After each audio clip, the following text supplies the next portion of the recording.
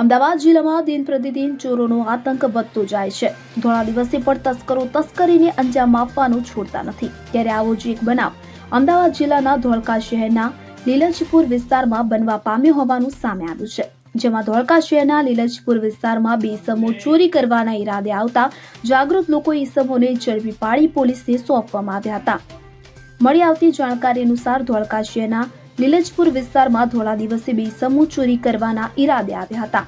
ચોરી કરવાના ઈરાદાથી આવેલા બે ઇસમોની જાણ સ્થાનિક લોકોને થતા તેઓ દ્વારા બંને ઇસમોને પકડી પાડી આ મામલે પોલીસને જાણ કરવામાં આવી હતી। જેને લઈ પોલીસે સ્થળે દોડી આવી બંને ઇસમોની અટકાયત કરી પોલીસ સ્ટેશન ખાતે લઈ જઈ સમગ્ર મામલે તપાસ હાથ ધરી છે।